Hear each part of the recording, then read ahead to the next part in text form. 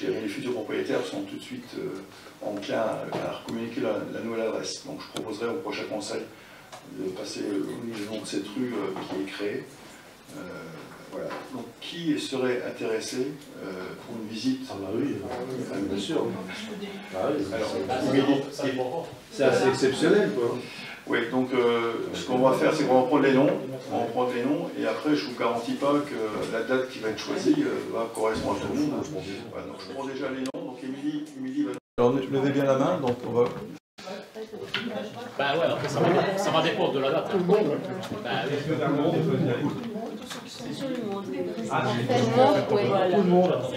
Tout le monde. Bon, écoutez, tout le monde. Écoutez, ce que je propose, c'est qu'on fixe une date avec eux, et à ce moment-là, ben, ceux qui seront disponibles, voilà, confirmeront. Ouais, ils ont fait une journée uniquement le dimanche sur Metz, là, sur l'anthropologie. En vélo. Pour un vélo, Bernard, il fait pas mal. Voilà. Le deuxième point que je voudrais évoquer avec vous avant de commencer ce conseil, c'est que, comme vous avez pu voir au dernier conseil, nous avons des arrivées. Donc je vous ai déjà présenté la venue de Simon Vols. Pour ceux qui ne l'ont pas encore vu, voilà, Simon est avec nous depuis le mois de juin. Voilà. Et depuis, ben, on a quelqu'un qui va nous quitter. Et c'est le dernier conseil municipal ce soir avec nous. Voilà, c'est Émilie Copagnolo qui nous quitte le 17 octobre. Voilà, du fait qu'elle suit son mari au territoire de Belfort. Et je suis très fier en tout cas qu'Émilie prenne un poste de secrétaire général de mairie. Voilà, bon, j'ai un peu ému parce que ça fait 10 ans qu'elle est avec nous. Voilà, et donc je suis très fier en tout cas de son parcours à la mairie de Cattenom et je voudrais encore une fois la remercier devant vous pour tout le travail accompli en mairie de Cattenom et toutes les compétences qu'elle a pu apporter. Et elle va les apporter avec elle, en tout cas dans le territoire de Belfort. Voilà. Perds pas ta petite langue. Alors dans quelle commune, Émilie? Dites-nous. À Éloie. Voilà, Éloie, donc c'est pas Saint-Éloi, hein, c'est pas... Voilà, une petite commune de 1000 habitants. 1000 habitants, voilà, avec 8 personnes, et dont 3 qui gèrent le périscolaire.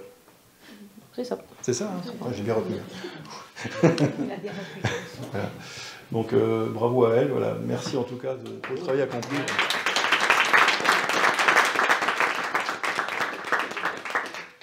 Voilà Émilie. Comme je vous ai dit, j'ai signé votre arrêt de mort ce soir à la mairie de Cattenom. C'est joliment dit. En tout cas, merci en tout cas pour tout le travail que vous avez pu faire ici en mairie. Voilà. Très bien. On va peut-être commencer cette séance du conseil municipal du 21 septembre. Le point 1 à l'ordre du jour. Et alors, j'ai oublié de faire l'appel et les gens qui ont donné procuration. Donc, il y a ceux qui ont donné procuration sont M. Éric Thiel qui a donné procuration à Bernard Dorchy, Maurice Etnelli qui est excusé qui a donné procuration à Jacqueline Caron et Gilles Reicher qui m'a donné procuration. Ces 3 procurations sont excusées Brandebourg Alexandre, Ludovic, j'ai pas de nouvelles. Hervé s'est excusé, il est en commission à la communauté de communes. Donc il a fait le choix d'aller à la communauté de communes. Et voilà. Il faut nommer aussi un secrétaire de séance. Alors, qui est le plus jeune? Il y a Aurélie. C'est Aurélie. Bon. Bien tenté. Ça marche pas. Aurélie, est-ce que tu acceptes le poste de secrétaire? Donc, tout le monde est d'accord. Donc voilà, secrétaire Aurélie. Voilà, premier point à l'ordre du jour, démission et remplacement d'un conseiller municipal. Donc j'ai reçu la démission de Madame Muriel Macaigne en tant que conseillère municipale. Voilà, et donc elle a quitté Cattenom. Et donc je voulais déjà la remercier publiquement de son engagement qu'elle a pu avoir durant ces 2 mandats qu'elle a fait. Voilà, je me rappelle d'une expérience qu'elle qu'elle avait bien réussi, c'était le jeu intervillage, où elle s'était donnée à fond. Voilà, et malheureusement, on n'a pas pu renouveler avec le Covid et tout ça, on n'a jamais pu renouveler en tout cas cette opération. Voilà. Et donc aussi la remercier de son implication au sein de la ville municipale. Elle était aussi à la régie NS, qui est aujourd'hui dissoute. Voilà, elle a travaillé dans différentes commissions, était très présente. Voilà, donc je voulais la remercier en tout cas si elle regardera cette vidéo à travers YouTube et Reflet. Voilà, la remercier en tout cas de son engagement qu'elle a pu avoir durant toutes ces années. Voilà, et donc parmi, je dirais, les élections municipales 2020, vient, qui en fait aujourd'hui est à nominer, c'est Denise Ledigue, qui est absente ce soir, qui est en examen médical, et donc elle ne peut pas être présente ce soir avec nous, et on l'excuse bien volontiers du fait qu'elle aurait bien voulu être présente, mais voilà, ces examens médicaux qui étaient prévus, en fait, empêchent de participer ce soir avec nous. Voilà, donc il faut installer donc, Madame Denise Ledigue en tant que conseillère municipale, voilà, qui sera consignée donc, au procès verbal, qui sera affiché en mairie. Voilà, donc on lui souhaite la bienvenue, en tout cas Denise, au sein du conseil municipal.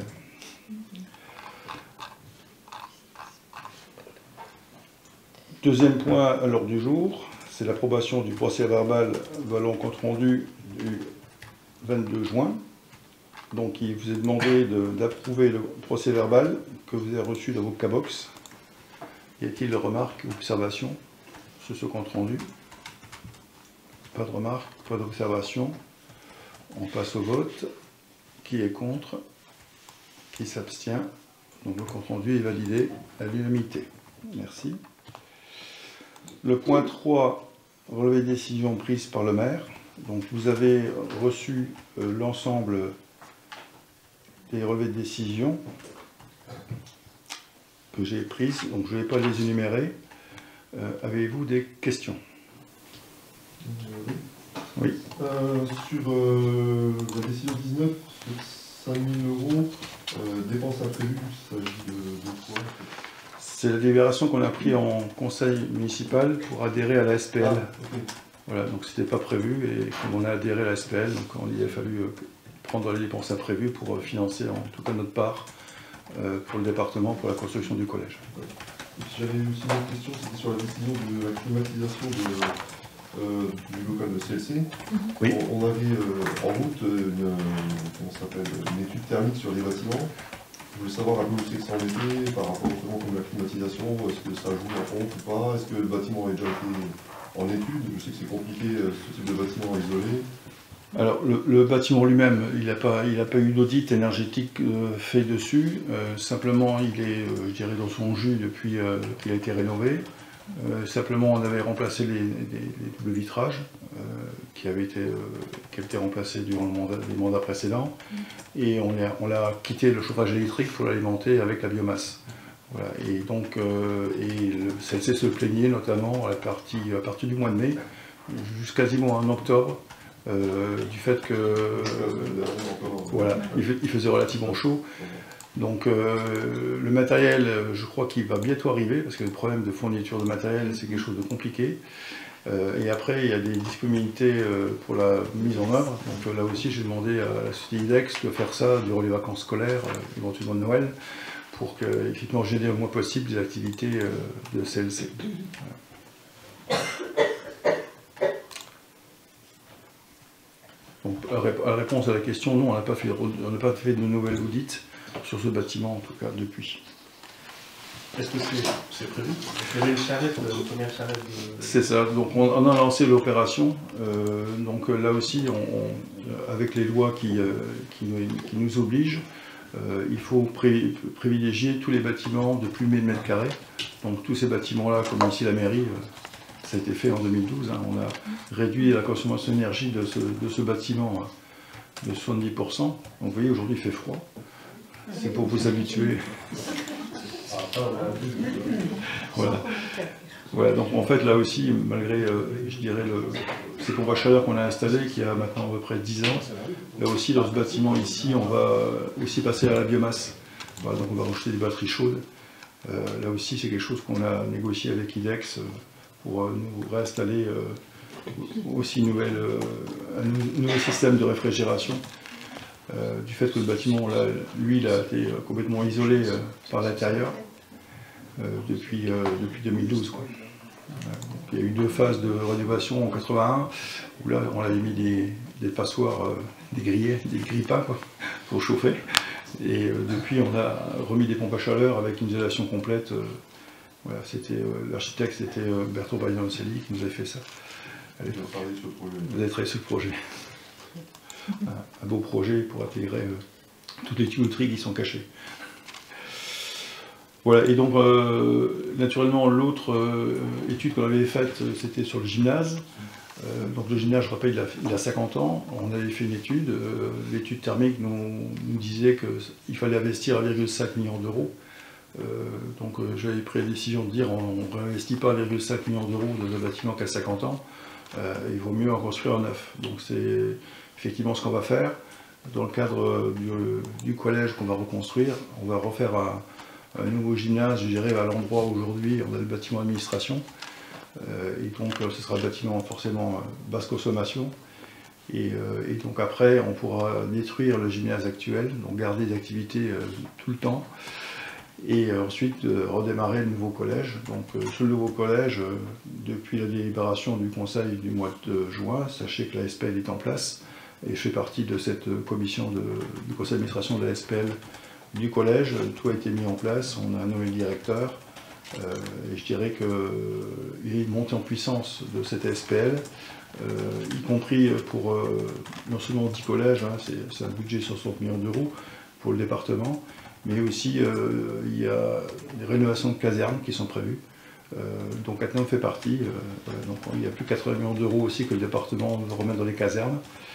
Et donc là aussi, on est en discussion avec le département sur la montée en puissance de la caserne de Catherine. Voilà. Tout ça, c'est en discussion dans le cadre de la SPL avec le département.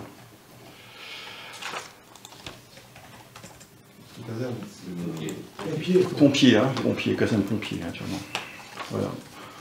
On a toujours Madame Rosa qui est très demandeuse de travailler avec les cadets.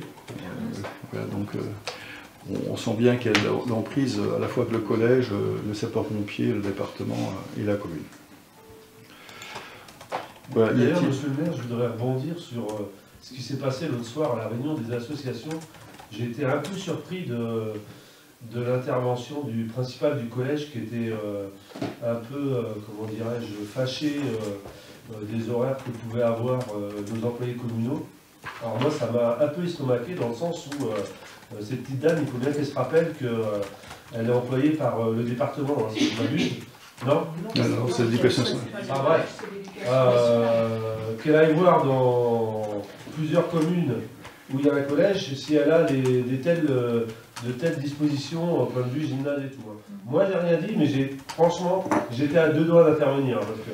Parce que j'ai trouvé ses propos assez franchement, trop appuyés. Alors après, elle a essayé de noyer le poisson, mais et puis moi, je t'ai senti assez mal à l'aise à un moment donné, parce qu'elle attaquait bille en tête la réunion, et franchement, j'ai tourné ma langue 7 fois dans ma bouche, parce qu'à un moment, je me suis un peu accroché à la table. J'ai dit, wow. Donc moi, je voulais un peu modérer ses propos, parce que je pense que autant les employés communaux que le personnel entier communal fait, je pense, assez bien son travail, pour pas qu'on ait ce genre de réflexion assez désobligeante. C'est pas sur la qualité du travail, je pense, c'est plutôt parce que le gymnase, du coup, il est pris. Ouais, moi je dis qu'il y a toujours l'art et la manière de s'exprimer. Le vendredi, quand on a un poste de principal. Hein. Le vendredi et le lundi, et c'est quand même embêtant pour les enfants. Ouais, enfin, il y a pire, hein. Il y a vraiment pire dans la vie. Franchement, après, ça m'a vraiment estomaqué, hein, cette intervention. Et mais bon, elle défend ses élèves, c'est. Voilà. On n'est pas malheureux à Cattenom, hein. On n'est vraiment pas malheureux point de vue horaire et disposition, mise à disposition. Franchement, là-dessus, je voulais un peu défendre Karine, même si on n'est pas toujours d'accord. Mais franchement, l'intervention qu'elle a eue, elle a eu de la chance que j'étais de bonne composition ce soir-là, parce que je l'aurais vite remis à sa place, cette petite dame. Franchement, non mais c'est vrai, franchement, elle était là pour discuter, elle arrive bille en tête, moi ça m'a estomaqué. Hein. Moi je me dis, vous connaissez, on essaye, pas la langue dans la poche. Et, on essaie effectivement de concilier les choses, c'est pas toujours facile, hein, quand une association demande effectivement un gymnase, et que surtout derrière il y a du travail à faire lorsqu'on doit poser des protections au sol. Et donc on essaie de les poser généralement le vendredi, ce qui fait qu'effectivement une partie de la disponibilité du gymnase, et comme elle a monté une section hand, bah forcément ça peut la gêner. Et ensuite, ces tapis, il faut de nouveau les enlever le lundi matin. Donc ce qui fait qu'elles se retrouvent. Ah oui, mais on arrive quand même assez à faire pour tout le monde, donc tout le monde doit un peu y mettre du sien, je pense. Hein. Voilà. On comprend en tout cas je dirais les propos qu'elle a pu tenir, même si peut-être elle était un petit peu excessive. Voilà. Donc mais on arrive à discuter avec elle quand même. C'est quelqu'un qui est. Mais qui. C'est quelqu'un qui, en fait, que vous dit les choses en face. Voilà, moi j'aime bien aussi les gens qui s'expriment de manière directe, et voilà, ça permet aussi. Ce que vous voulez dire, Sébastien, c'est que ça attaque un peu aux horaires des agents. Donc elle souhaite que les agents travaillent vendredi jusqu'à 18h. Comme ça, c'est clairement ce qu'elle a dit. En même temps, les tapis, on les met pas tous les week-ends. Non. Après, vous avez su bien rebondir en lui disant qu'il y avait des agents qui étaient dispo jusqu'à 16h. Bon, moi, franchement, je me suis accroché à la table. Ça dépend des âges. Bon. Merci de défendre le personnel communal. Qui le mérite. Vraiment pas à se plaindre. Qui le mérite. Bah oui, ça c'est sûr. C'est pour ça que je voulais intervenir ce soir. D'autres questions sur les décisions? Très bien. Alors pour la décision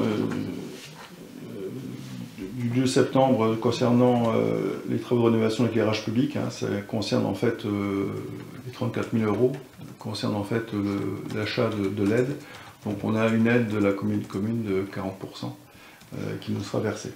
Voilà, je vais quand même le signaler. Donc dans le cadre des fonds de concours.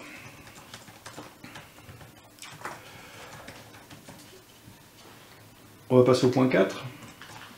Cession de la parcelle 11 à monsieur et madame André Titan. Donc je rappelle que cette rue Pasteur a connu un aménagement de voirie. Et donc suite à ces travaux, on a fait un redécoupage parcellaire avec un rattachement à une coupe qui a été donc effectué à proximité du cadastré, donc section 11, numéro 152, qui appartient aux égouts Titan, afin de prendre comme repère la physique, la bande de pavé limitant le trottoir, et donc de faire quelque chose de propre. Donc une seule parcelle existe à cet endroit, côté champ. Cette parcelle a une contenance de 1 art et 9 centiares. On a un avis des domaines du 23 juin qui fixe une valeur vénale du terrain à 2700 € hors taxe. Considérant que la parcelle à céder constitue un délaissé de voirie difficile à retenir et constitue une charge pour la commune, considérant que cette cession permettra, à cas échéant, de mettre en concordance le domaine public et le domaine privé contigu, et considérant dès lors qu'il peut être proposé à l'Assemblée de céder le bien en question à l'euro symbolique.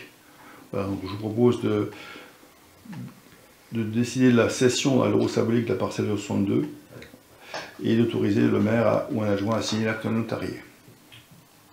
Vous avez eu en annexe l'ensemble des documents, l'avis du domaine et plan de situation avec les documents d'arpentage et des photographies du terrain. Donc c'est une affaire qui a été suivie très près par Alain Peignard. Depuis juin 2020 quand même. Oui.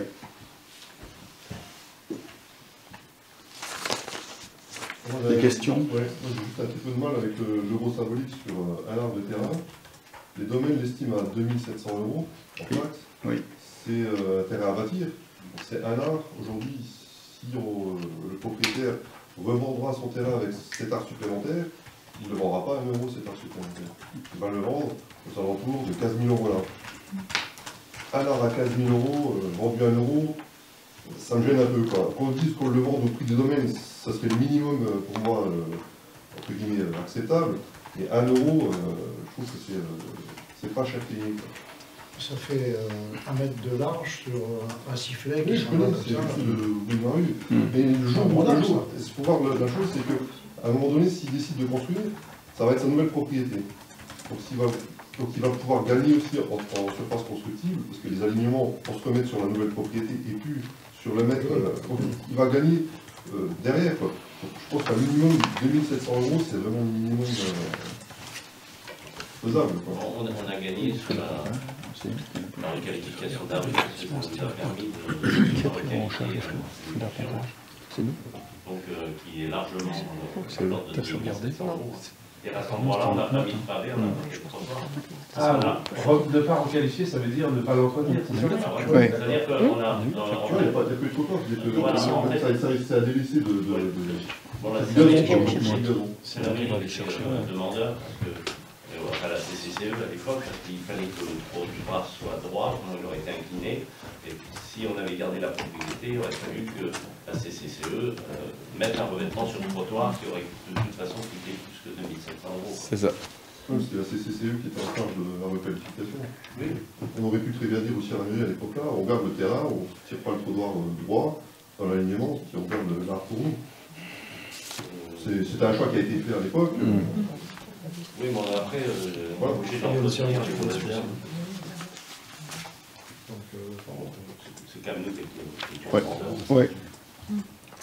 Alors, on voulait faire un truc propre, hein, voilà, que ce soit tout droit, et effectivement, c'est une charge aussi hein, pour la commune d'avoir ce terrain à disposition, Oui, forcément. je ne conteste pas le fait de revendre les choses par la suite. Je trouve que le clinquant est un peu fort.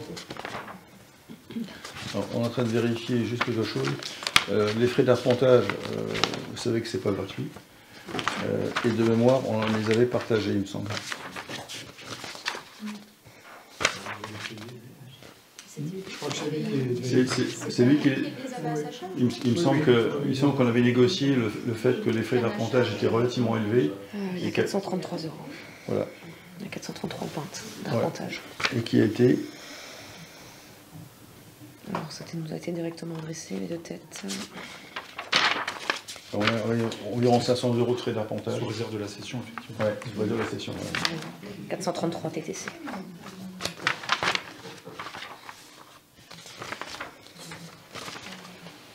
Voilà. Bon, écoutez, moi je propose un euro symbolique. On va passer. Moi j'entends hein, le fait de l'administration des domaines. Nous on considère que c'est en fait quelque chose qui va décharger la commune de travaux et de tonte et on fait quelque chose de propre. Et bien, on va passer au vote. Qui est contre? 1, 2, 3, 4, 5 contre. Qui s'abstient? 4. Alors, 4 contre, 1 abstention. Et donc ce point est adopté à la majorité. Le point 5 concerne l'attribution du marché public de maîtrise d'œuvre pour la réhabilitation de la Saint-Joseph en bâtiment multiservice. Donc vous m'avez donné une délibération le 17 juin pour prendre toute décision, la préparation, passation, exécution pour un montant de 100 000 €. Donc le 16 novembre, on a fait une consultation qui a été lancée pour recruter un maître d'œuvre chargé de la réhabilitation de la salle Saint-Joseph en bâtiment multiservice à Cattenom. Donc après un avis facultatif favorable du jury de concours que j'ai mis en place, on n'était pas obligé de le faire et je souhaitais qu'on mette un jury en place.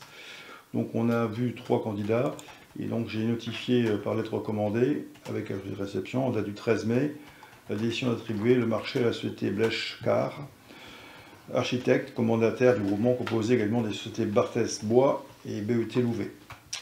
Donc le montant de la rémunération provisoire de base du prestataire était fixé à 81 900 € hors taxe, donc 11,70% du coût, qui est estimé à 700 000 € pour les missions suivantes, donc l'esquisse, l'avant-projet sommaire, l'avant-projet définitif, l'étude du projet, l'assistance de contrat de travaux, avec une exécution partielle, une assistance aux opérations préalables à la réception et les dossiers des ouvrages exécutés, le DOE. Donc, compte tenu du montant susvisé, donc on a procédé à l'attribution en application de la délibération du 7 juin. Néanmoins, il y a des prestations supplémentaires, donc EXE et OPC, ainsi qu'une mission complémentaire, DIAG et relevé qui sont retenues. Donc tout ce qui est ordonnancement, pilotage et coordination, il y a un montant de 10 000 € hors taxe. Les études d'exécution complète, EXE de 11 200 € et les études diagnostiques et relevés de DIAG et de relevé donc de 6 500 € hors taxe. Donc ces prestations supplémentaires impactent le prix de la prestation qui porte le montant total du marché à 109 600 € qui nécessite une régulation de l'addition d'attribution. Donc vu le commande public et vu les délibérations et vu la décision du maire de signer le marché public et de notifier les tributaires le 13 mai, considérant que par délibération le conseil municipal a chargé le maire par délégation pour une durée de son mandat de prendre des décisions concernant uniquement un montant de 100 000 €, et considérant que les prestations supplémentaires retenues ont pour une conséquence de faire porter le montant à 109 600, il convient donc que le conseil municipal délibère pour attribuer le marché. Donc l'invitation à délibérer concerne donc l'attribution pour un montant de 109 600 € et une durée de 18 mois, donc 8 mois d'études et 10 mois de chantier. Aux 3 entreprises que j'ai citées, donc c'était Blechcar, le bureau d'études Barthez Moi et BET Louvet, m'autoriser à signer le marché avec le groupement retenu et autoriser M. le maire à effectuer l'ensemble des démarches nécessaires à l'exécution du marché de maîtrise d'œuvre et à signer tous les actes, documents de toute nature nécessaires à la réalisation de ce projet. Voilà, sachant qu'on a une réunion qui est prévue par Alain Peignard, de mémoire, la date de ce projet. Pardon, excuse-moi, je ne dormais pas du tout.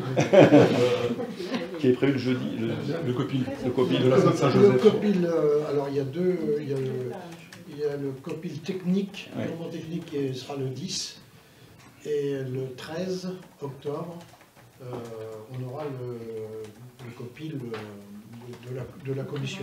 Ouais. Alors, pourquoi on a fait un truc technique en fait, le problème pratique qu'on a, c'est qu'on souhaite que, effectivement, ce qu'on vous propose corresponde à la réalité de ce qui va être réalisé. Je m'explique. On va faire une épicerie. On a contacté le groupe Casino pour regarder où seront situés les frigos, où seront situés éventuellement les vidanges, les points où on mettra les légumes, pour qu'effectivement l'architecte prenne en compte l'endroit précis où sera placé. Donc la réunion technique concerne surtout le fait de voir avec ce que Casino va proposer, que l'architecte le prenne en compte tout de suite dans les plans d'exécution, pour que effectivement tout ce qui est alimentation électrique, tout ce qui arrive en eau, et puis tout ce qui est vidange, quoi. Parce qu'une fois que c'est fait, après c'est trop tard. Donc voilà un petit peu l'idée, et c'est pour ça qu'on a prévu en tout cas de faire une réunion technique plus sur la partie fluide, et ensuite un COPIL qui est prévu donc le 13 pour vous présenter en tout cas l'avancement de ce dossier qui avance bien, notamment par rapport, je dirais, à l'effort de relevé qui ont déjà été faits et les propositions. Et ça. Justement, la partie technique, est-ce qu'il y a un travail sur l'éclairage de particulier? Alors, il y a l'éclairage et... pas tout de suite. Enfin, on va en discuter peut-être, parce que c'est un peu important en termes de vente, comment les zones sont éclairées, comment c'est travaillé, je ne sais pas si... Moi, ce que je voulais, pardon, ce que je voulais, c'était que cette réunion-là soit à 18 h, justement, pour pouvoir t'inviter à titre de professionnel. Et ils ont refusé, tout le monde a refusé, 18 h, c'est trop tard, machin. Bon, donc on va faire le minimum. On peut donner les infos ou transmettre quelque chose lors de la prochaine réunion. On a évoqué les sujets techniques du style, quand on met les frigos, il y a la chaleur qui se dégage. Donc il faut forcément que le cabinet d'études prenne en compte. Est-ce qu'il faut de la clim, pas de la clim?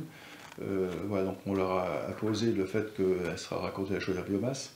Et donc là aussi, ils vont regarder avec leur bureau d'études, en fait, par rapport aux calories, et puis des fois des lampes.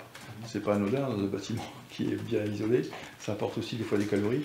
Donc finalement, le choix de l'éclairage. Hein. Oui, et puis les frigos aussi dégagent. Les frigos dégagent des calories, bien sûr. Donc voilà. Par contre, tu as exprimé des délais, je ne trouve pas dans le texte là, de la note de synthèse, tu as parlé de 10 mois, des choses comme ça, donc le point de départ.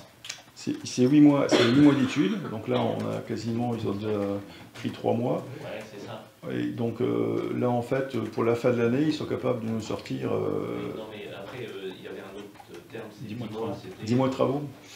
Ouais. Mais si ça dure plus de 10 mois. Ils ne les engagent pas du tout, quand même. Non, simplement ils annoncent. Pourquoi il y a ce délai-là?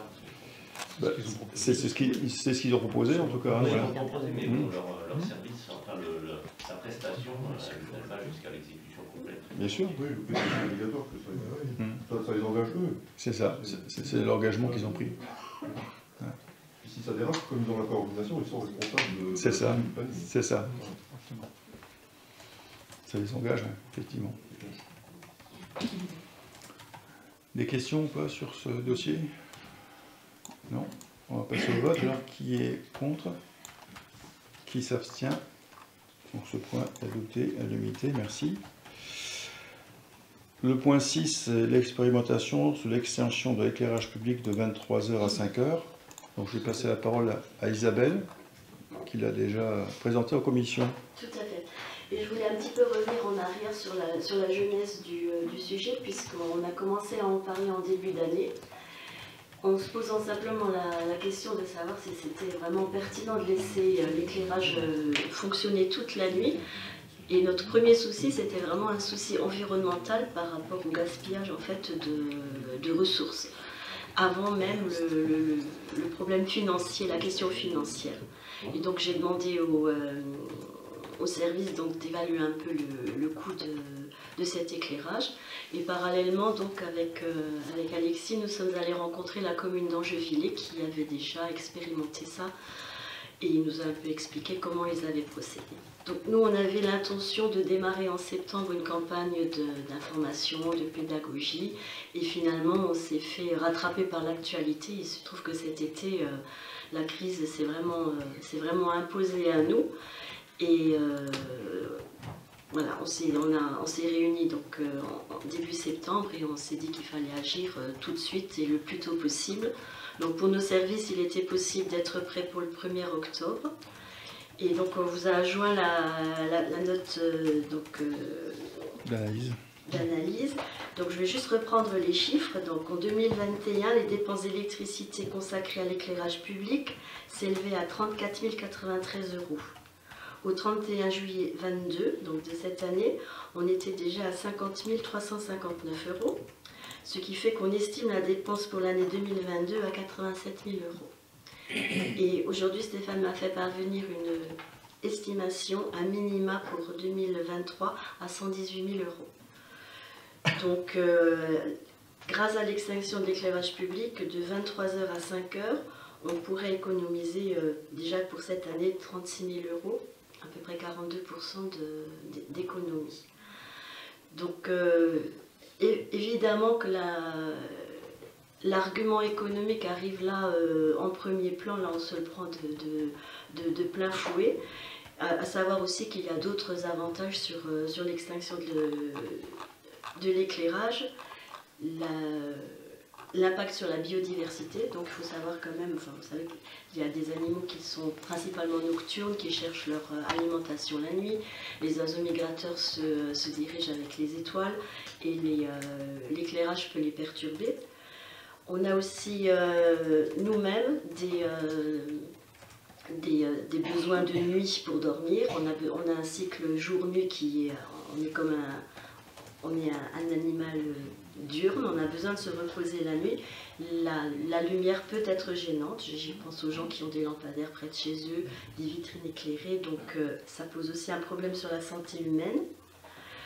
Et donc il y a une loi qui régit aussi ces nuisances lumineuses dans laquelle il faut qu'on s'inscrive aussi naturellement. Pourquoi on a choisi une durée d'expérimentation aussi longue? Donc on a envisagé de commencer le 1er octobre et d'expérimenter jusqu'à fin décembre de l'année prochaine.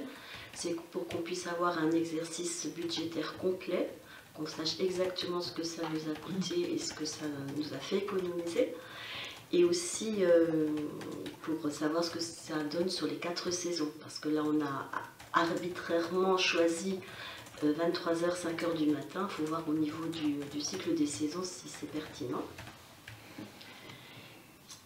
On peut se poser la question aussi de la sécurité. Donc, on peut aujourd'hui, grâce aux statistiques de la police et de la gendarmerie, se rendre compte que ça n'impacte pas forcément, pas plus que ça la délinquance la nuit, étant donné que 80% des cambriolages ont lieu le jour.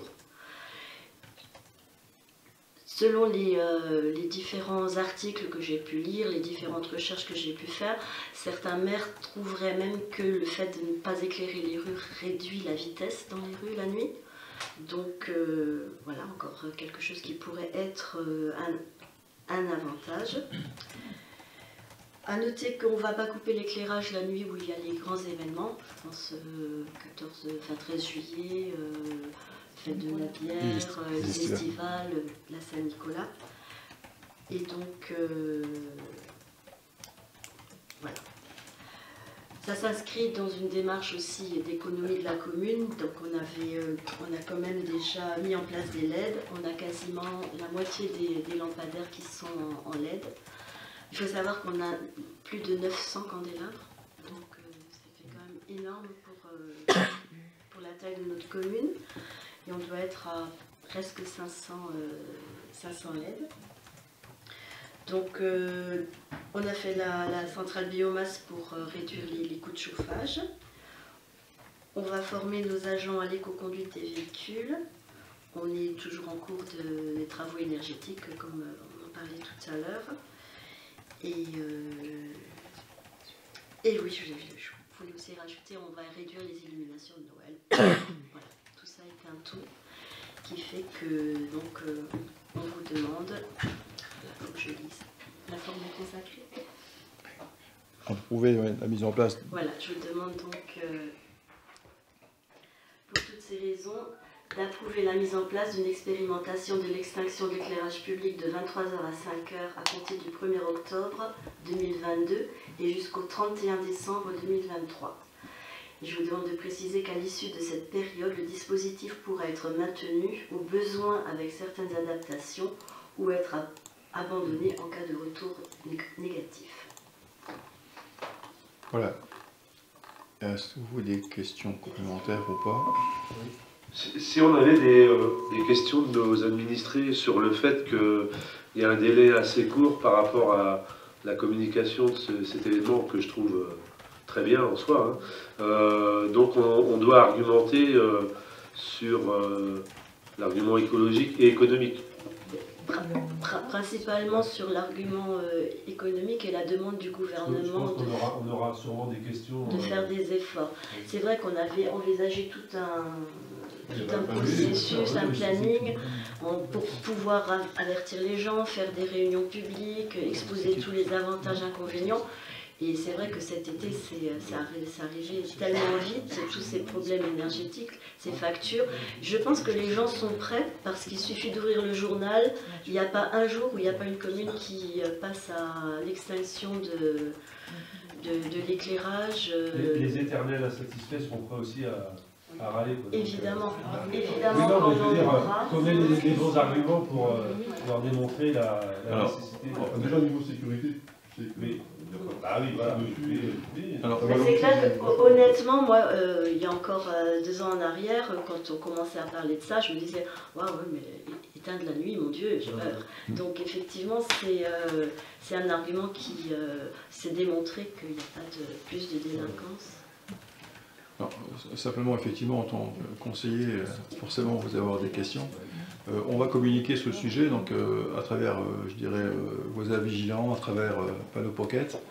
Donc, une première étape, c'est, on en parlait ce soir au conseil, de valider son conseil. Et naturellement, il y a toute une communication qui va être faite, y compris sur le site internet de la commune. Voilà, quand on est passé de 30 à 50, enfin de 50 à 30, on a eu aussi beaucoup de communication. J'ai des maires aussi qui sont venus voir ce qu'on avait fait.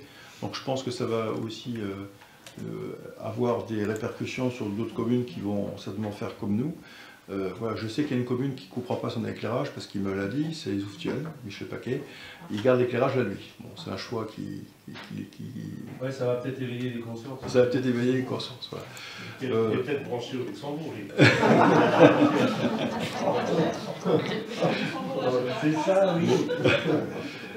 Je sais pas où il est alimenté. Bon. Ah oui, le panneau à 4. Est-ce qu'il va agir sur le panneau de 4 Alors, Est-ce qu'il en est du panneau de 4 j'en ai pas. Ouais, voilà. Ça, on aura la question.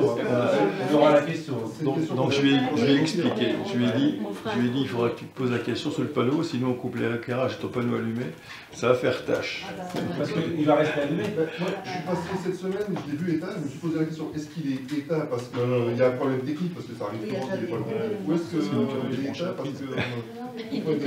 Parce que là, du ciel, on verra tout ça à 4-9. Ça aide les tours. C'est ça, Sébastien.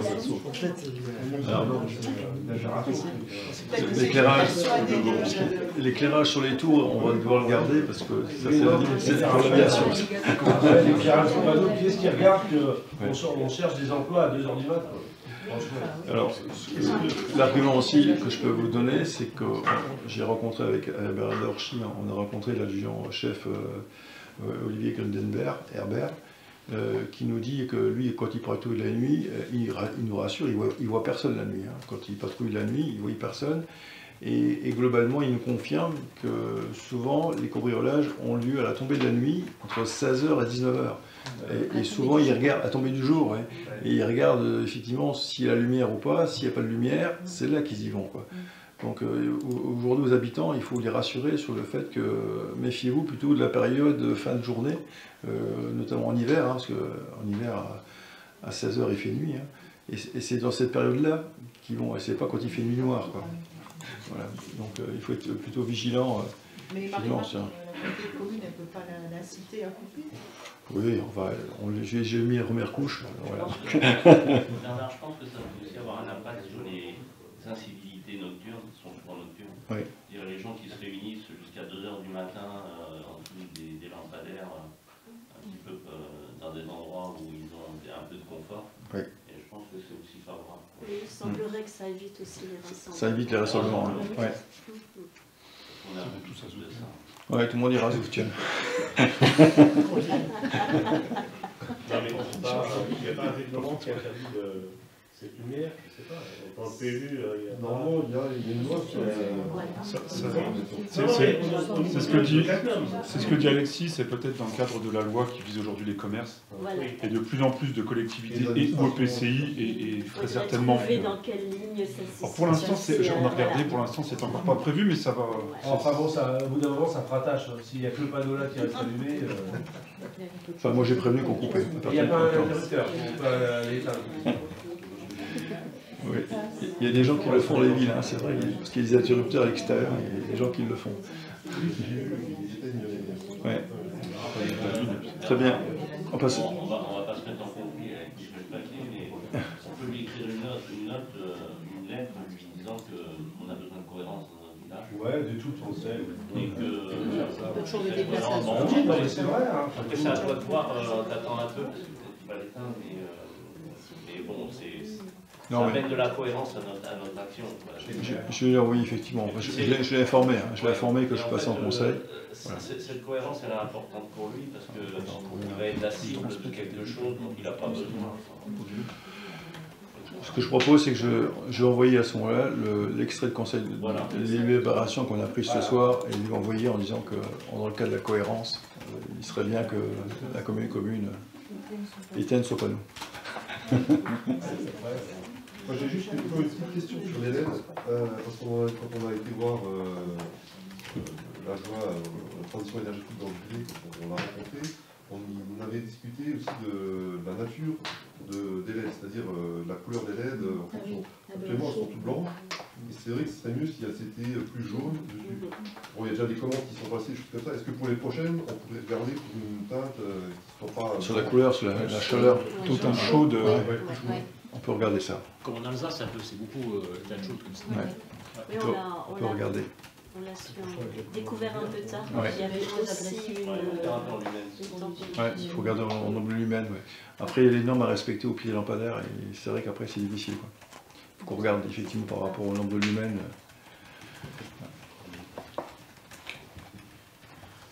Voilà. L'avantage qu'on a, c'est qu'on va adapter en fait, nos têtes de lampadaires. On peut les mettre dessus. Le problème, c'est que les lampadaires ont été prévus pour une certaine puissance. On est passé de 150 watts à 100 watts. Et donc on a les distances qui ont été prévues pour des autres lampes. Et maintenant, le fait de mettre des têtes de LED avec les pylônes tels qu'on les a, on ne peut pas faire ce qu'on veut non plus parce qu'il y a une norme à respecter au pied du pylône sur le degré d'éclairement. Alors l'autre question qui se pose, c'est que ça vaut le coup de continuer à passer en LED parce que quand on allait la rencontrer, en fait la rentabilité, elle n'est plus là en fait. C'est ça le truc. C'est la remarque que je faisais.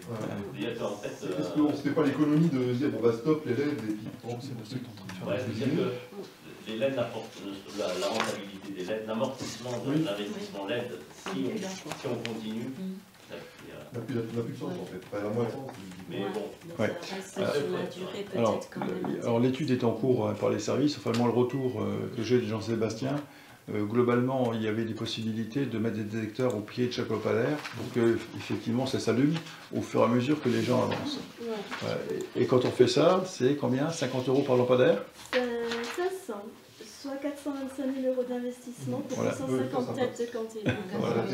Donc ça n'a pas d'intérêt. En fait, quand on a rencontré, c'est vrai que bon là c'est un peu brutal parce qu'il n'y a pas eu d'échange avec les gens, mais en fait il y a des mairies qui font l'éclairage rue par rue, où il y a le détecteur qui allume toute la rue et pas forcément juste le panneau.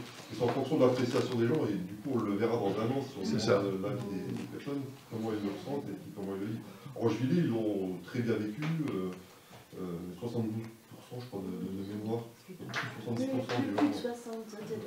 70%, voilà, c'est ça. 70% des gens qui étaient contents, qui étaient favorables. Je suis surpris quand même sur tes propos d'économie là, où ça vaut pas le coup d'investir dans les LED, je comprends pas. Parce qu'en fait, t'as les coûts beaucoup plus chers. Ça les coûte plus cher, donc tu as un amortissement si tu te laisses. Oui, d'accord, mais après. Si tu coupes ton éclairage et que tu t'en sers qu'à moitié, du coup, l'amortissement, bah, tu le doubles, voire tu le doubles. L'amortissement, du coup, est-ce que ça vaut le coup Je l'ai jusqu'au mois de décembre 2023, où on pourra dire, oui, on continue à laisser faire, à couper la lumière.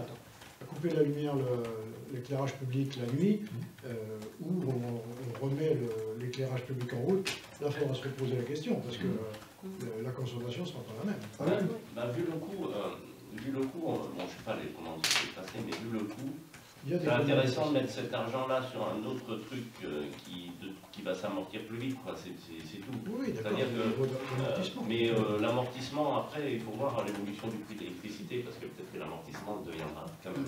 Après, quand on a fait la commande de ces LED, on ne s'imaginait pas qu'on allait éteindre tout au mois d'octobre. Oui, c'est ça. La problématique. Donc, mais la question qui est posée, effectivement, on se l'est posée en se disant si on réduit la durée d'éclairage, forcément ça allonge la durée d'amortissement. Et on se la pose aujourd'hui avec les différents dispositifs qu'on connaît au moins en 2023. Au-delà, on n'a pas. Donc il y a effectivement l'aide financière de la CCCE qui a été rappelée tout à l'heure, qui est assez importante, 40%. Visiblement, pour avoir de la DETR, de la DESIL, peut-être du FEDER, les fonds européens. Et on a eu aujourd'hui la confirmation sur les certificats d'énergie, les CE, les C2E.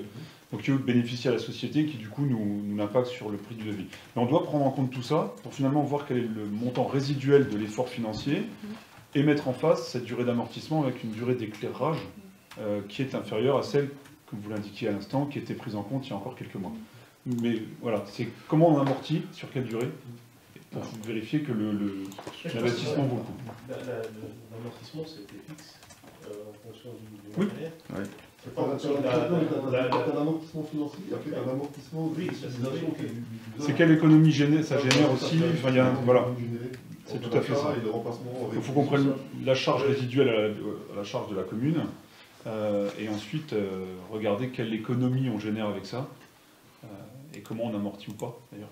Après, on a un autre argument qui contre notre discussion là, c'est que en fait, la maintenance LED, à mon avis, coûte moins cher que la maintenance tout ça aussi. La durée de vie aussi. La durée de vie et on peut dire aussi que l'intensité qui traverse les câbles aujourd'hui, elle est beaucoup moins importante avec les LED. Donc les pertes par effet Joule, ce qu'on appelle RI2, quoi, la résistance multipliée par l'intensité au carré, va diminuer. Donc aussi le fait de diminuer en fait les consommations fait qu'on a moins de pertes aussi. Donc on contribue aussi à l'effort national de diminuer en tout cas. Donc on a tout l'avantage à continuer, je pense. Ouais, je pense. Voilà. S'il n'y a plus de questions, on va passer au vote. Qui est contre? Qui s'abstient? Donc décision prise à l'unanimité par le conseil municipal. Merci Isabelle. Le point 7 concerne les modalités de publicité des actes pris par les communes de moins de 3500 habitants. Comme je vous avais promis au dernier conseil, c'est de permettre en tout cas d'avoir sur nos applications une possibilité de tout mettre sur Internet. Donc les services ont travaillé sur le sujet. Et donc, je propose que toutes les publicités des actes réglementaires, les décisions qui ne présentent pas ni un caractère visuel, sous forme électronique, sur le site internet de la commune à compter du 1er janvier 2023. Donc, il reste à finaliser un certain nombre de choses pour que tout soit opérationnel. Voilà. Donc, j'avais promis que je vous reviendrai vers vous à l'issue de l'analyse des services. Donc, voilà, les services s'engagent en tout cas à permettre tous ces actes de dématérialisation, en tout cas, pour le proposer. Alors on généralise en tout cas déjà ça avec la communauté commune, hein, sur tout ce qui est instruction et autorisation d'urbanisme. Voilà, donc maintenant tout est dématérialisé aussi. Voilà, ce qui des fois oblige aussi les communes à réimprimer le document néanmoins pour le mettre dans les archives. Voilà, ça c'est comme ça, mais voilà, donc on va de plus en plus vers la dématérialisation. Donc je propose que je vous invite à adopter la proposition donc à compter du 1er janvier 2023. Il y a des questions? Pas de questions. On passe au vote. Qui est contre? Qui s'abstient? Donc, point à l'unanimité, je vous remercie. Le point 8, c'est le repas de Noël des anciens. Bon cadeau. Donc, chaque année, on organise en décembre le repas de Noël pour les anciens. Donc, il est précisé que sont concernées les personnes de plus de 100 ans à la date de la manifestation. Donc là aussi, on souhaiterait une évolution. Jusqu'à présent, on fixait 60 ans. On s'aperçoit qu'en pratique, les gens mettent 2-3 ans à venir. En fait, ils ne veulent pas accepter leurs 60 ans, donc ils viennent à 63 ans. Voilà. Donc voire plus. Certains ne viennent jamais parce qu'ils considèrent que c'est des vieux, et eux, c'est pas des vieux. Voilà, donc il y a des fois certains rejets de son âge. Donc je propose que jusqu'à présent, on a fait 60 ans. Et je propose qu'à partir de l'année prochaine, donc 2023, c'est qu'on décale d'une année. C'est-à-dire qu'aujourd'hui, on a invité 60 ans. L'année prochaine, on décale d'une année, on invitera les 61 ans. Voilà, et on va crescendo comme ça jusqu'à 65 ans. Voilà, pour faire en sorte que, comme Macron nous a promis, que les retraites vont être beaucoup plus tard. Voilà, donc de décaler d'une année. Là, ce soir, en fait, sur le repas de Noël, on avait délibéré uniquement sur les bons de cadeaux Noël 2021.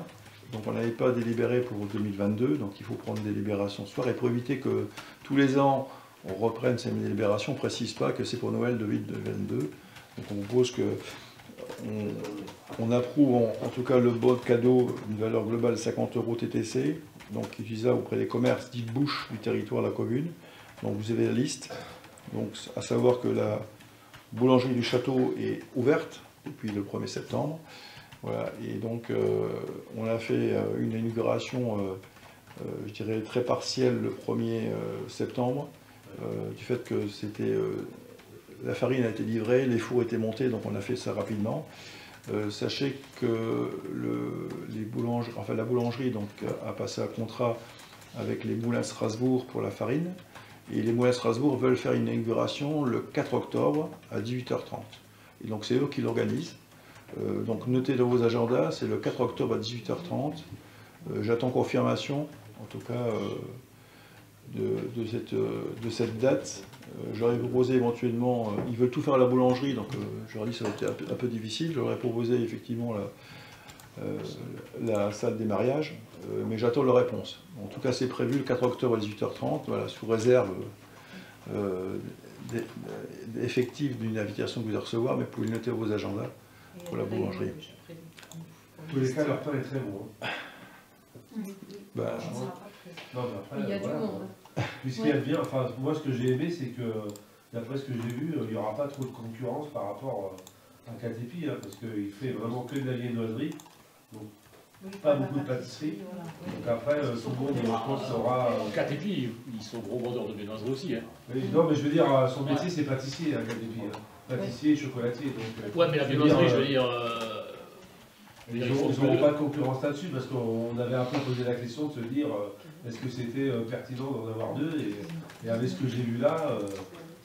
J'ai rencontré Mme Nazimek pour lui expliquer la démarche, et ça ne lui faisait pas peur parce qu'effectivement elle m'a dit qu'elle était sur la partie chocolat, même sur Facebook. Ouais, mais je suis désolé, mais je veux dire, les 100 viennoiseries ou les 100 viennoiseries qui vendent par jour, ils ne les vendront plus. J'ai déjà vu un transfert, là, il y a déjà des gens qui viennent, je veux dire. Les gens je suis passé par là, donc les gens choisissent. Donc, voilà. C'est les gens qui choisissent. Hein. Ils vont essayer. Ouais, non, mais c'est normal. Après, la concurrence, ça n'a jamais fait de mal non plus, hein, je veux dire. Après, je veux dire, chacun va trouver son marché dans ce qui est proposé, moi je pense. Hein. Heureusement que l'épicerie vend du pain, qui est le meilleur que les deux vendeurs de pain. Et donc, je vous invite à venir le goûter, parce que c'est vraiment du très très bon pain. Il est bon le pain, je te confirme. On a pris aussi. Le lendemain. Il vient d'où du sang? Tu vends ta boutique, toi? Non. Il vient de Thionville. D'accord. Merde. Non, il vient de chez le Petit Fournil. D'accord. Et le pain est excellent. Le Petit Fournil Il y a une multitude de pains qu'on peut commander, tous les pains qu'on veut. Et du pain bio, du pain avec de la farine régionale. Et le pain est vraiment très très bon. C'est du vrai pain de boulanger. Alors, le pain, voilà, il y a un message. Le pain, c'est une matière de première nécessité, et en fait, il n'y a pas de concurrence. Je me rappelle que... On aurait pu se poser la question, enfin, moi je m'étais posé la question. À l'époque, lorsqu'il y avait M. Fournier, M. Scherer, qui aujourd'hui est installé dans la zone du Sange, faisait du porte-à-porte avec le pain. Hein, et on ne pouvait pas s'opposer, parce que voilà, et les gens avaient choisi ou pas. Donc la baguette est un peu plus chère, elle était livrée à domicile un peu plus chère, et puis après, c'est les habitants qui choisissent. Hein. Voilà. Donc les habitants ont le choix.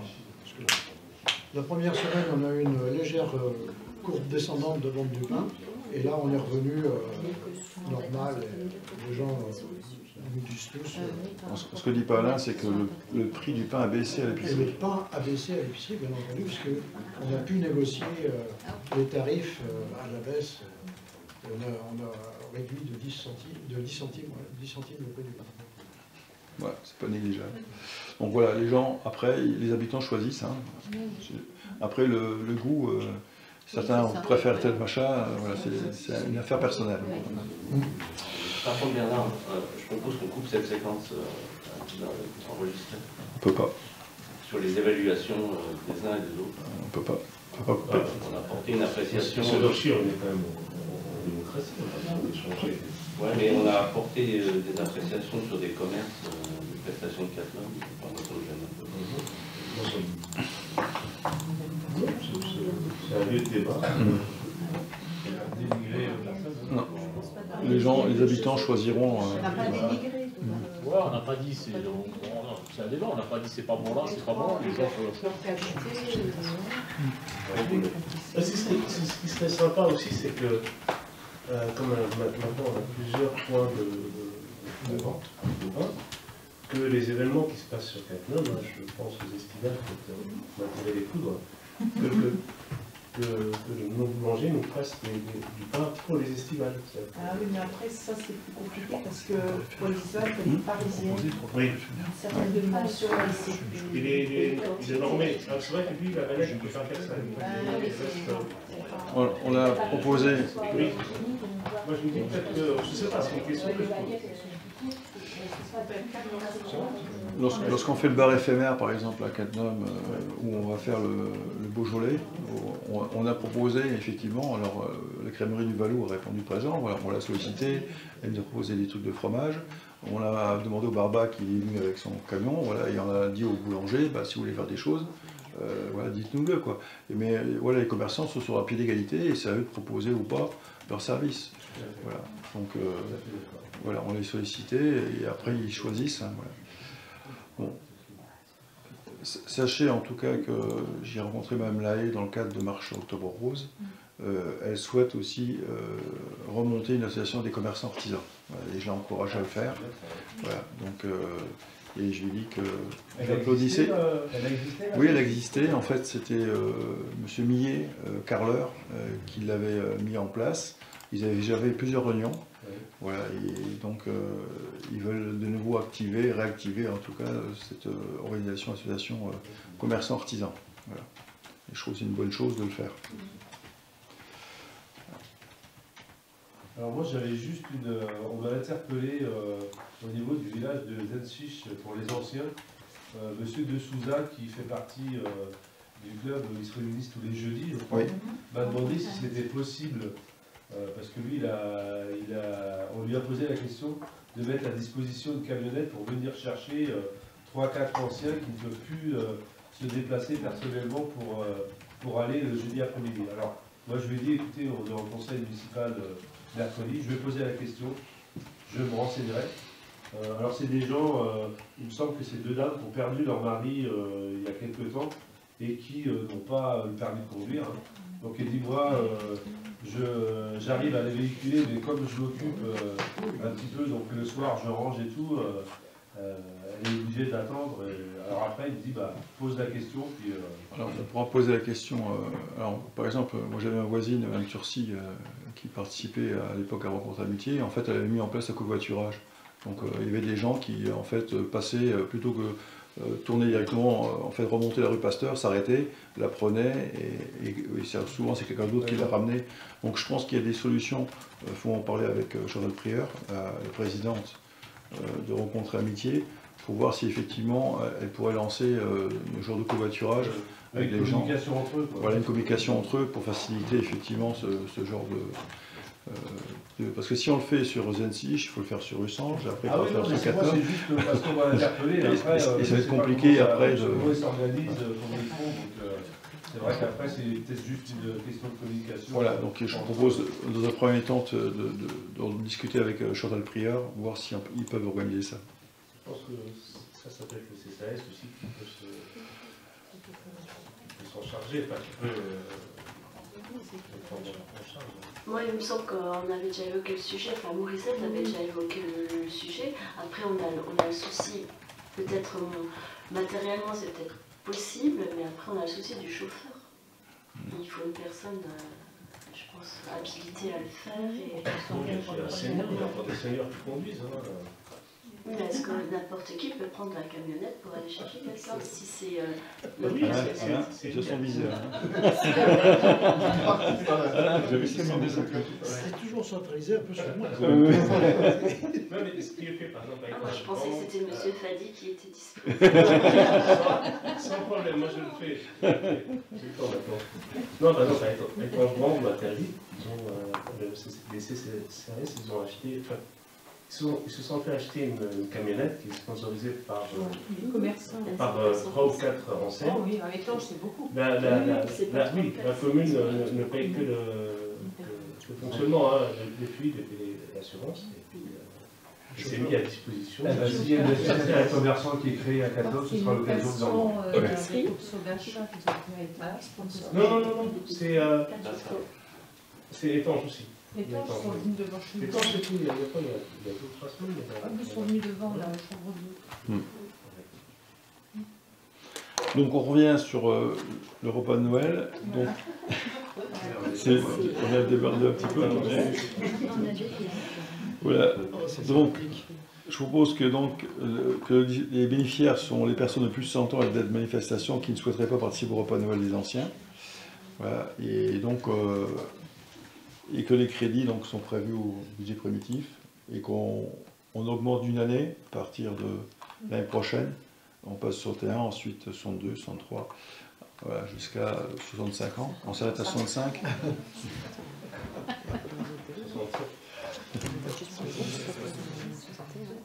On passe au vote si vous voulez bien. S'il n'y a plus de questions. Alors, qui est contre? Qui s'abstient? Donc ce point est adopté à l'unanimité. Le point 9, attribution du règlement d'attribution des subventions municipales aux associations. Et je passe la parole à Karine, qui l'a déjà présenté. On l'a déjà présenté. Donc juste pour revenir sur le projet culturel qu'on est en train d'établir en commission. Donc on met les premières bases, on va dire, de ce projet. Et donc j'ai proposé en bureau ainsi qu'à la commission un règlement d'attribution des subventions. Donc voilà, c'est un simple document qui recentralise simplement, comment dire, les règles, on va dire les règles simples pour l'attribution des subventions et surtout remet à plat les demandes complètes qu'on demande à nos associations, donc les documents obligatoires. Voilà. Donc je vous invite simplement donc, à approuver ce règlement d'attribution des subventions communales aux associations, qui fait partie d'une première base pour construire ce projet. Tu as déjà eu des retours par rapport à la réunion de ce soir? Non. Non. Bon, c'est encore jeune. Quoi. Ouais. Et puis il n'avait pas le projet. Et j'avais pas transmis les dossiers. Non. Mais c'est le but. Les subventions arrivent en début d'année prochaine. C'est ça. Bon, après, moi j'ai été surpris, je m'attendais à plus de questions quand même. Hein, toi aussi ou alors ils ont été surpris, estomaqués? Ben non, ils s'attendaient, parce que moi j'ai discuté avec des personnes, ils s'attendaient parce que c'est marqué présentation des subventions. Oui, j'avais mis présentation, donc j'aurais peut-être dû changer les termes. Du coup, ils s'attendaient à le voir et du coup, ils avaient des questions à poser en fonction de ce qu'ils allaient lire. Et en fait, comme ils n'ont rien lu, ils ont dit qu'ils n'avaient pas de questions, parce qu'ils ne peuvent pas poser une question sur quelque chose qu'ils n'ont pas lu et lu. C'est vrai que la réunion aurait pu se passer après le conseil. On aurait pu, ouais, mais bon, on avait figé les dates, donc après ça ne rentrait plus de la même manière. C'est vrai que ça va changer un peu le fonctionnement de l'attribution des subventions. Ça va changer nos habitudes à nous en tant qu'en commission d'attribuer le montant des subventions. Mais bon, il y aura un arbitrage toujours et ça sera toujours à discussion. C'est pas forcément, on va pas trancher autant dans le vif, je dirais. Non, le but c'est que ce soit clair pour tout le monde. C'est ça. C'est simplement pour écrire, voilà, et mettre en visibilité ce règlement. Ça va aussi sortir beaucoup d'assos de la petite routine qu'ils ont eue depuis des années et des années. Et donc c'est ça, sur certains c'était... après pour choquer personne, je pense que ça a été la bonne approche pour tout le monde. Quoi. Donc, ils se rendront vite compte des gens qui vont être hyper réactifs et je pense que ça va être un élément motivateur pour ceux qui ne vont pas se bouger, de pouvoir présenter des choses. Je pense que ils ne font peut-être pas exprès de garder de l'argent, mais peut-être un petit peu de pédagogie, oui, ça peut être bien. Le but, c'est pas de leur enlever ce qu'ils savent faire si bien dans la commune. Le but, c'est quand même que le projet, je vous rappelle, c'est quand même d'essayer de coordonner toutes ces activités, de même voir les faire monter en puissance et autres. Donc, c'est pas l'idée d'aller leur sucrer leurs subventions. C'est juste de retrouver dans cette enveloppe qu'on a pour le budget subvention, donner un bon équilibre en fonction de ceux qui jouent le jeu et ceux qui jouent pas le jeu sur la commune de Forêt-France. Voilà, c'est ça. Alors, pour citer un conseiller municipal qui ne l'est plus, une remarque quand j'étais à l'époque adjoint aux finances, il m'avait fait remarquer que la somme des subventions qu'on donnait était l'équivalent des balles de laine. Donc pour lui, en tant que conseiller municipal, il considérait que pendant une année, le conseil votait 0 et on aurait pu équilibrer les comptes. En gros, c'était ça sa réflexion. Et effectivement, c'est quelque chose qu'il faut expliquer aux associations qu'ils ne sont pas là pour se faire de bénéfices. On est là pour les aider. Voilà, ils ont un budget, ils ont des dépenses, ils ont des recettes, on leur donne. Et on est là pour les aider. Voilà. Et on n'est pas là pour les empêcher de travailler. Et eux, ils n'ont pas non plus, je dirais, capitaliser, entre guillemets, l'argent qu'on leur donne. C'est clair, quand on donne une subvention, il faut qu'elle soit justifiée. Le trésorier payeur ne fait pas de contrôle. Parce que si le trésorier payeur avance de l'argent à une association et que l'association a déjà de l'argent, il y a un problème. Je pense que jusque-là, personne n'a réagi. On ne peut pas subventionner une association qui n'en a pas besoin. Alors, ce qu'il faut distinguer, c'est ça la difficulté de l'exercice. C'est difficulté de l'exercice. Je prends l'exemple à l'époque du Thalys. lorsqu'ils organisaient les mini-élises, en fait, ils avaient des frais, alors ça se passait en février, donc nous, les budgets sont votés en mars, aussi bien côté commune que côté commune, et globalement, ils avaient toutes les dépenses à engager sur la période de janvier-février, sauf que l'argent qu'on leur donnait, il était après. Donc ça veut dire qu'en fait, ils avaient un besoin de trésorerie, quasiment, d'une année, pour financer, parce que l'argent ne leur revenait que l'année après, quoi. Donc, et donc c'est ça la difficulté, c'est voir effectivement les associations qui ont besoin d'un besoin de trésorerie du fait de l'arrivée des recettes qui sont des fois après la manifestation. Et c'est toute la difficulté de l'exercice. Voilà. Oui, c'est ça. C'est ça. C'est pour ça qu'on a. C'est ça. Ce qui fait que ça permet de dire aux associations, vous pouvez continuer vos projets, effectivement vous avez besoin de l'argent pour ce projet-là, peut-être doit être capitalisé sur 2-3 ans pour arriver, parce que c'est un gros projet, mais il y a cette distinction qui est faite et qui est intéressante dans le règlement. Et après, on va se rendre compte aussi qu'on est hyper bien lotis dans cette commune, parce que moi, je continue à penser qu'il y en a certains, ils ont pris l'habitude d'encaisser et de se dire, bah voilà, c'est normal, on est à 4 hommes. Ben non, on a la chance d'être à 4 hommes, je dirais. Donc, avec ce qu'on est en train de mettre en place, il y en a certains, ils vont sortir un petit peu de leur zone de confort, et ce n'est pas plus mal. Très bien, et s'il n'y a plus de questions, on va passer au vote sur ce point 9. Merci Karine de l'avoir présenté. Donc qui est contre? Qui s'abstient? Donc ce point est approuvé à l'unanimité. Merci Karine. Le point 10, l'indemnité pour le garde-pêche. C'est une décision, une délibération du conseil municipal qu'on avait prise le 17 mai. Mais on n'a pas précisé les montants si sont considérés comme bruts ou nets.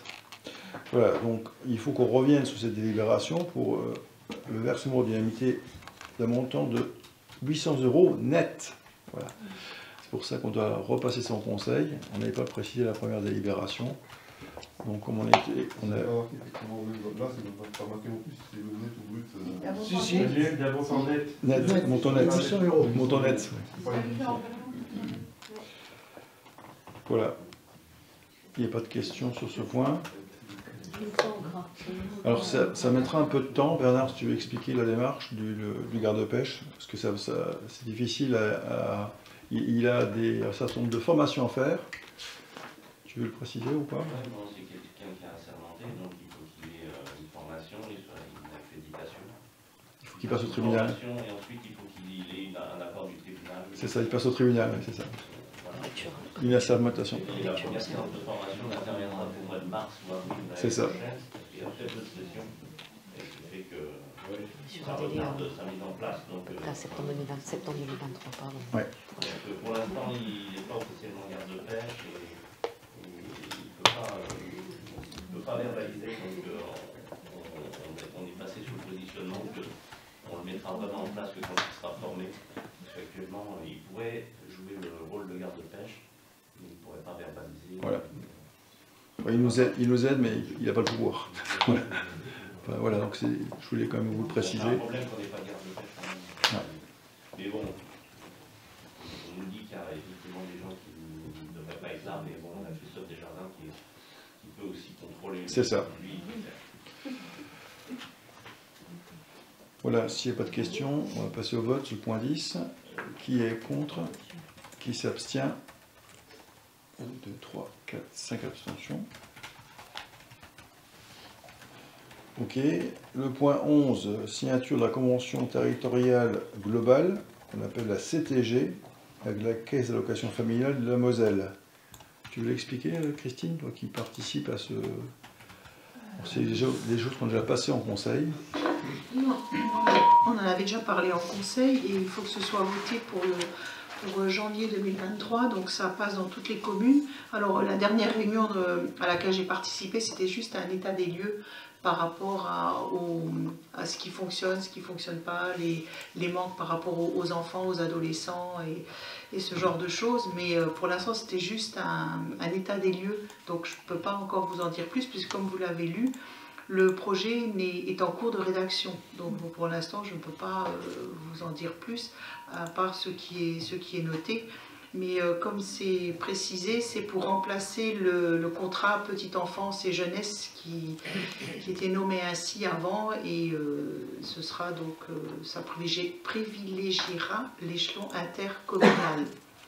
Et il y aura donc, c'est pour travailler aussi avec la CAF, travailler sur la petite enfance, l'enfance et la jeunesse, et l'animation de la vie sociale et la jeunesse, l'accès aux droits et toute autre thématique retenue. Donc ça permet la souplesse de ce contrat, de ce CTG, Convention territoriale globale, permet, comme c'est indiqué à terme, d'inclure d'autres thématiques en fonction de la volonté de la communauté de communes de Cattenom et environ et de ses communes membres. Donc c'est pour en fait contractualiser et mutualiser ce qui se fait sur le territoire. Donc pour l'instant, pareil, l'instance de pilotage est chargée de suivre tout ça, mais comme je vous l'ai dit, le projet n'est pas encore rédigé complètement.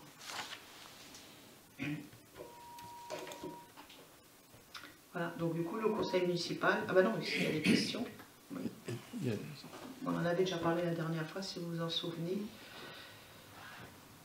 Il n'y a pas de questions. Pas de questions, on va passer donc, on demande si le conseil municipal est invité à approuver le projet de convention territoriale globale et d'autoriser monsieur le maire ou son représentant à signer la convention territoriale globale ainsi que tous les actes afférents avec la caisse d'allocation familiale de la Moselle. Tu peux couper ton micro. Pardon. Ouais, on va passer au vote. Qui est contre?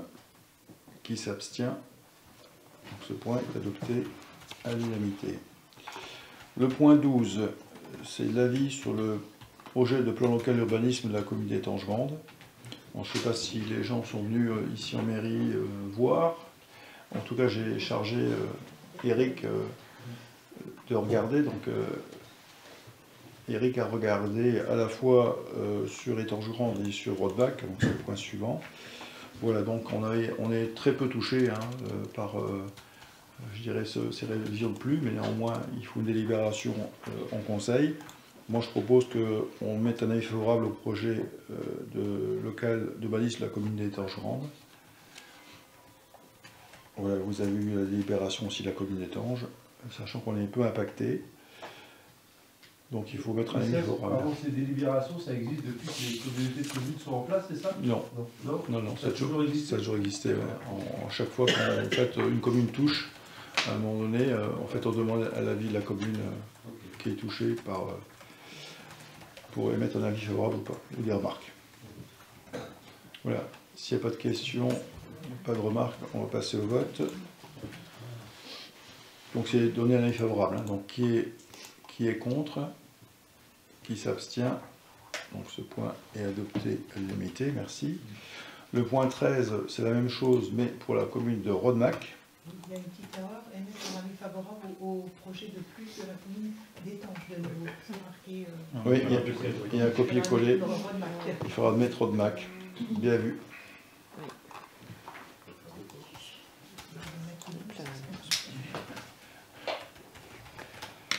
Voilà, donc là c'est pareil, on avait regardé, enfin Eric a regardé dans le détail, comme il s'occupe de tout ce qui est urbanisme. Donc je propose que donner un avis favorable à ce plan local de la commune de Rodmach. On va passer au vote. Qui est contre? Qui s'abstient? Donc ce point est adopté à l'unanimité. Merci. On arrive à la partie finance, donc je vais le présenter parce que Eric n'est pas là. Donc, fixation du taux communal de la taxe d'aménagement. Donc la taxe d'aménagement est perçue par la commune et le département sur toutes les opérations soumises à permis de construire, permis d'aménager et à déclaration préalable. Donc elle est issue de plein droit à Cattenom, puisque la commune est dotée d'un plan local d'urbanisme. Donc on a un taux légal de la taxe d'aménagement qui se situe entre 1 et 5%. Et une majoration possible jusqu'à 20% dans certains secteurs. Le taux communal actuel de la commune de Cattenom est de 3%. Et donc toute modification du taux doit se faire par délibération avant le 1er octobre 2022. Donc c'est pour ça qu'on le présente ce soir. Et elle sera applicable au 1er janvier 2023. Donc cette délibération doit également prévoir les conditions de partage de la taxe avec le PCI. Et en effet, le reversement de tout ou partie de la taxe d'aménagement perçue par la commune à l'EPCI est désormais obligatoire compte tenu de la charge des équipements publics qui relève de sa compétence, et le reversement est défini par délibération concordante des deux entités. C'est-à-dire qu'il faut une délibération à la fois du conseil, des conseils municipaux et du conseil communautaire. Donc, vous avez le calcul de la taxe tel qu'il est fait. Donc, il y a un abattement de 50% qui est fait donc, de 820 €, donc, qui est appliqué aux conditions suivantes. Donc, vous avez le détail de l'ensemble des bâtiments concernés, et avec des exonérations de plein droit, donc tout ce qui est moins de 5 mètres carrés, les reconstructions identiques, suite à une catastrophe, vous avez la liste.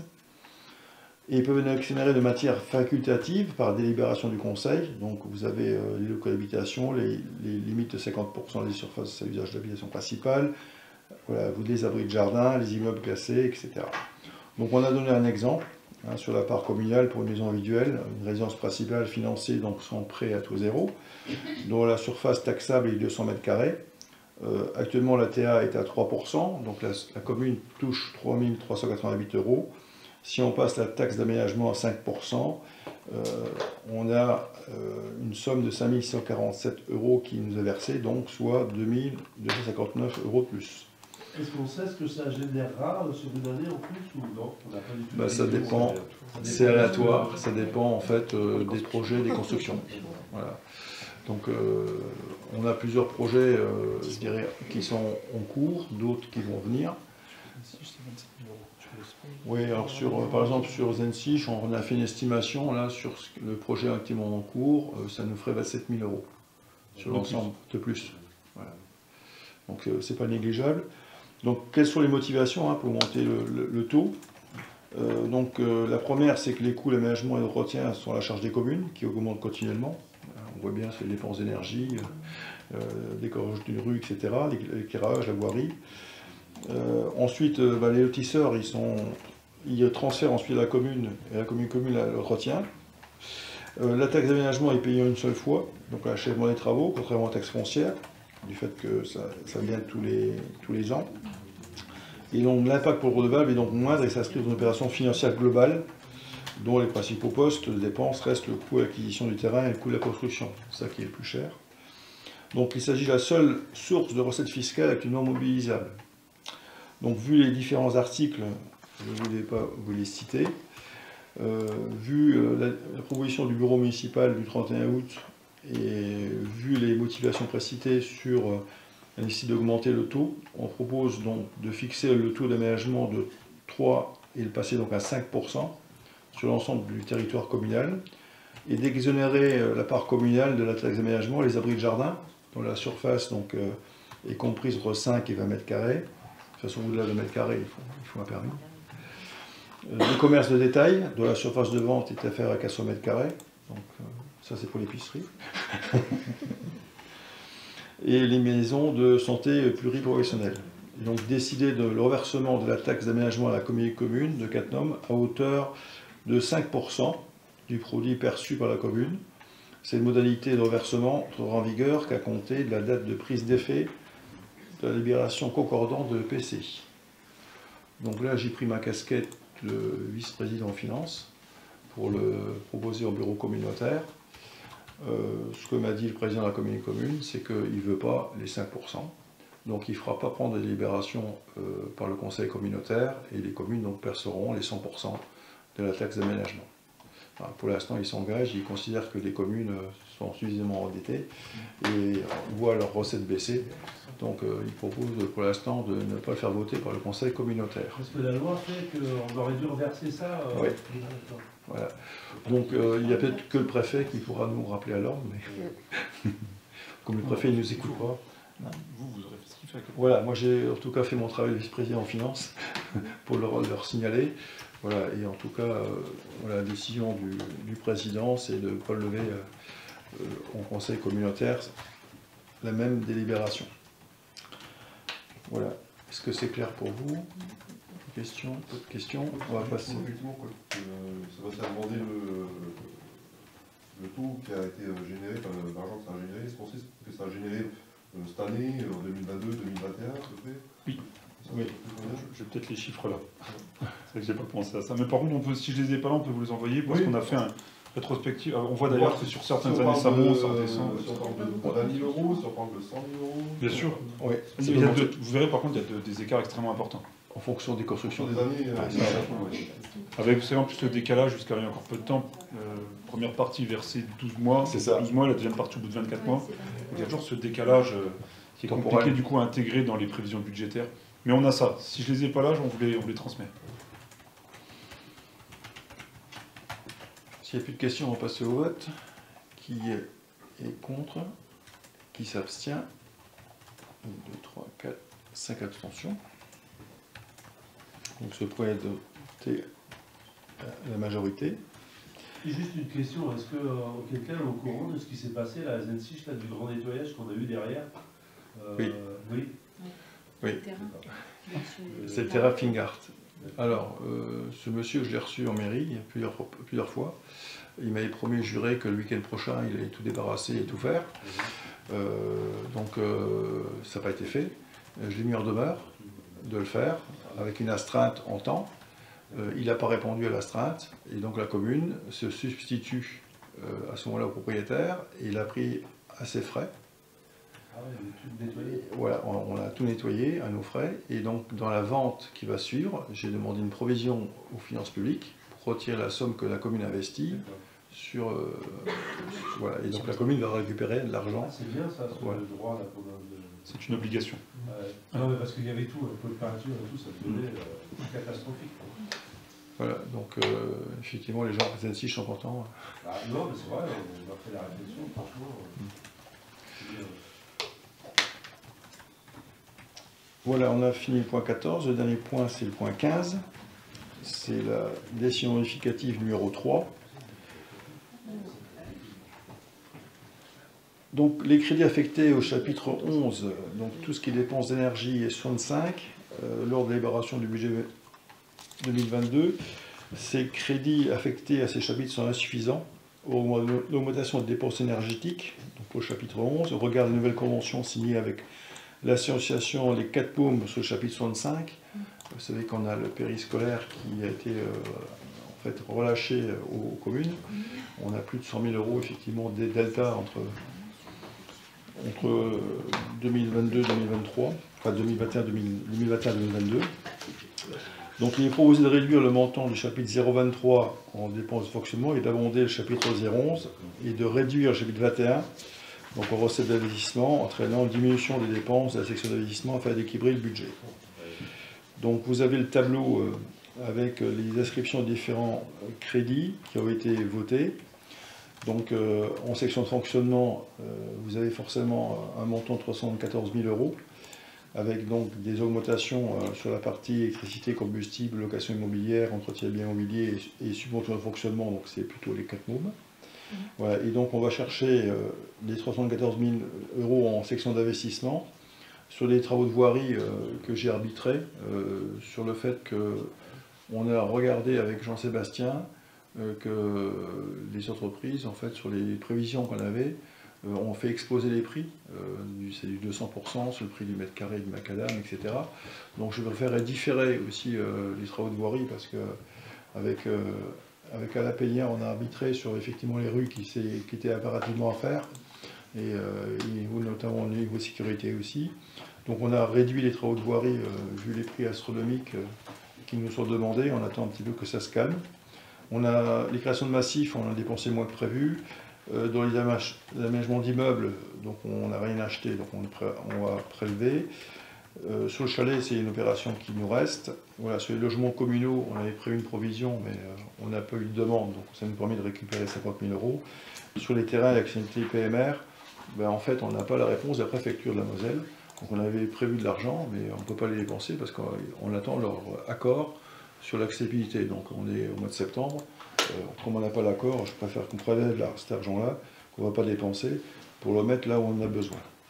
Donc en fait, on va rechercher donc, 314 000 euros en section d'investissement pour les reverser donc en section de fonctionnement. Et donc je vous propose d'approuver cette décision modificative sur les modalités suivantes du tableau qui ont été joints. Est-ce que vous avez des questions? Oui, alors, comme vous le savez, on a voté contre le budget. Oui. Et notamment, on avait demandé une explication de ce différentiel de 500 000 € en fonctionnement entre les 2 années de suite. Donc,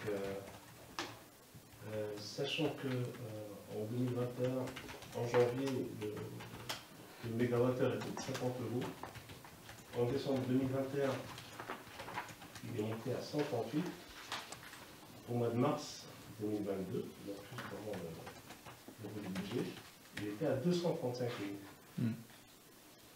Donc je trouve que là, on va chercher de l'argent pour l'énergie, alors qu'on aurait pu le mettre au budget tout de suite. Voilà. Donc, on avait anticipé, mais pas autant que c'était prévu. Là, les chiffres que Matec nous donne, pour 2023, ils nous demandent de prévoir 30 à 50% de plus. Ah oui, voilà. Donc on est prévenu pour 2023. Voilà, on n'avait pas eu ces mêmes alertes pour 2022. Donc on avait néanmoins anticipé, mais pas assez. Voilà. Donc, voilà. d'où ce soir notre vote sera négatif par rapport à cette VM. D'accord. Très bien.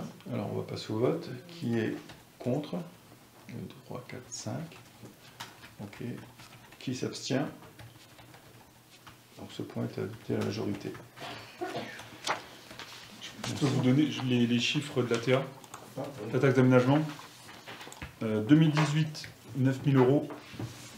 2018, 9 000 €. 2019, 70 000 €. C'est grave. 2020, 57 000. Et 2021, 34 000.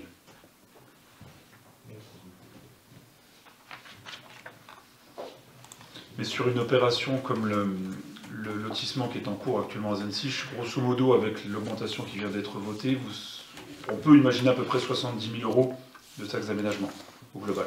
C'est une estimation. Il y a aussi les peupliers, là on a fait une estimation sur celui-là, mais on peut la développer sur l'autre. Je rappelle simplement que la délibération que vous venez de prendre sera applicable pour les autorisations d'urbanisme qui seront déposées à compter du 1er janvier, vous le savez. C'est pour ça qu'on a plutôt simulé sur celui de Zensich, parce qu'on a déjà reçu quelques permis pour la rue des Peupliers. Voilà. On a épuisé l'ordre du jour du conseil municipal. Y a-t-il des questions éventuellement divers? Alors, oui. Ah oui. Oui. Tu avais parlé du local de... Tout à fait. Voilà. C'est ce que vous avez un retour sur ce local par rapport à l'hiver, par rapport au déménagement, parce que les échos qu'on a, ils vont demander de sortir pour la fin du mois. Oui, est-ce qu'il y a une prolongation possible ou pas parce que... Alors, on a effectivement la session élue, dont vous parlez. Donc j'ai eu Frédéric au téléphone, on s'est rencontrés au mois de juillet. Et donc à l'issue de la rencontre du mois de juillet, je lui avais donné une deadline le 30 septembre. Donc on avait prolongé d'un mois quasiment. Pour vous dire, c'était début septembre. Donc au mois de juillet, je lui ai dit au 30 septembre. Voilà. Et donc entre-temps, j'ai revu avec les services techniques. Par rapport au fait que l'architecte a pris du retard, le bureau d'études a pris du retard. Donc j'ai appelé Frédéric ce matin, et donc je donne l'information à tout le monde pour lui dire qu'il pouvait garder le local jusqu'au 31 décembre 2022. Voilà, et donc on engage les travaux à partir de 2023 sur le bâtiment. Donc je lui donne de 3 mois de plus en tout cas pour passer au mois l'hiver. Donc il était enchanté de la proposition, donc je voulais vous le dire ce soir en conseil. Voilà, et il cherche désespérément effectivement d'autres locaux. Voilà, donc il recherche un peu partout. Donc en tout cas, je tiens à remercier en tout cas les membres du conseil municipal qui sont investis dans ce local. Je vois un certain nombre autour de la table. Ça veut dire que s'ils ne trouvent rien en 1er janvier, ils risquent de... Oui, il faut qu'ils révisent. Parce que moi je l'ai eu au téléphone aussi plusieurs fois, il me dit il galère pour Surville, Lux, Bassam, Manœuvre. Oui, avec ce que l'on c'est super problématique parce que le 1er janvier, on sera en plein cœur de l'hiver. Oui. Là, le problème, c'est qu'il était un peu contraint, on est le 21 septembre, donc il restait 9 jours, donc je vais libérer un petit peu cette contrainte. Après, nous, ça va nous verrouiller, en tout cas, sur les engagements qu'on a pu prendre sur les services techniques, quoi. Voilà. Donc voilà, donc ça donne un petit peu d'air, au moins jusqu'à là, et donc j'invite effectivement, je dirais aujourd'hui, d'autres communes, si elles sont volontaires, pour proposer les mêmes services qu'on a proposés. Et ça, au niveau communautaire, on ne peut pas passer un appel ou, parce que le souci, il est qu'on ne s'imaginait pas que ça allait prendre une ampleur comme ça. Hein, parce qu'on a récolté quand même des fonds, ça venait de Longwy, ça venait de partout, ça vient encore de pas mal de coins du coin de Moselle. Donc je me dis qu'à un moment, la solidarité, elle ne s'arrête pas à Cattenom. Je veux pas. Il est là aussi le souci, hein, c'est que, ok, d'accord, Cattenom est là, on entend, moi j'ai entendu, de toute façon vous êtes riches. Ouais, d'accord, mais. Ouais, non, mais après, non, mais voilà, encore une fois, on tombe dans la facilité, mais il est que moi, le 31 décembre, c'est demain pour moi. Donc, et au niveau communautaire, on ne peut pas lancer un petit appel en même temps que la lettre qu'on va lui faire, là, Michel Paquet, sur. Alors, je l'ai fait, hein, je l'ai fait cet appel. Je l'ai fait et la commune a mis à disposition le SROC technique environnemental, mais c'est pareil, le CTE, il est aussi à d'autres vocations, donc ils l'ont fait aussi un très court temps. Après, il y avait la ville d'Étanges qui avait proposé la locale, mais c'est pareil, ils ont dû le vider aussi. Donc c'est vrai que c'est difficile, quoi, de trouver des mètres carrés disponibles et trouver l'équivalent, quoi, parce que s'ils veulent l'équivalent, ça va être encore plus compliqué. Peut-être demander au sous-préfet s'il peut participer à l'effort de guerre, peut-être pour aider la oui. On peut effectivement voir les services de l'État. C'est les services de l'État aussi qui relogent aussi aujourd'hui les réfugiés. Hein. Voilà. En tout cas, c'est vrai que même sur Metz, ils ont du mal, quoi. Enfin, voilà, donc la réponse, voilà, je voulais la faire collégiale ce soir, voilà, pour prolonger. Voilà, donc on se revoit en principe le 9 octobre, oui. Le 9 octobre pour la marche d'Octobre Rose. Entre-temps, demain, il y a une inauguration. C'est le 16 octobre. Octobre Rose, c'est 16 octobre. Non, mais le 9 octobre, il y a le samedi. Voilà. Et on se retrouve, il y a un samedi, je ne sais pas si vous avez reçu l'invitation de la communauté commune pour l'inauguration de le sentier de la ligne Maginot, samedi 24. Il n'y a plus de facteurs sur Cattenom. Ah ouais, bah oui. J'ai réussi à avoir quelqu'un au téléphone et j'ai vu aussi, je ne sais pas si vous avez vu devant l'école, devant le bureau de poste, il y avait 6 camionnettes, donc j'ai été interpellée une des factrices et elle m'a dit en fait, ils sont obligés de prendre leur pause méridienne à Cattenom, mais il n'y a plus de facteurs sur Cattenom. Parce qu'il y a des restructurations qu'il y a eu au niveau du centre de tri, apparemment il y a beaucoup de facteurs qui sont partis parce que s'il y a une urgence, il faut aller à lutte en fait. D'accord. C'est marrant, mais il faut aller chercher son courrier à 15h et 16h c'est ouvert. Ça veut dire qu'une heure par jour. Voilà, ça fait 15 jours que j'attends des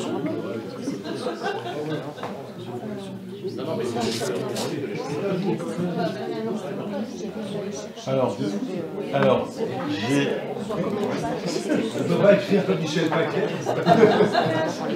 Alors, j'ai été interpellé par un habitant de Cattenom sur le fait qu'il ne recevait plus de courrier. Donc, effectivement, j'ai été à la poste à Cattenom, qui m'a donné directement la dame responsable du centre de tri sur Yutz, qui m'a dit qu'effectivement, ils sont en train de réorganiser complètement les services de tournée. Donc, forcément, les facteurs ne seront plus les mêmes qu'on verra, et ils tournent en plus. Et la preuve, c'est que cet après-midi, il y avait une camionnette avec 2 facteurs. Ils se battaient sur celui qui allait faire la rue Chauvin par rapport à la rue Pasteur. Donc, je leur ai dit, pendant que vous discutez, le courrier ne se distribue pas. Alors il m'a dit, vous êtes qui? Je dis, je suis maire de la commune. Donc bon, on va y aller peut-être quand même.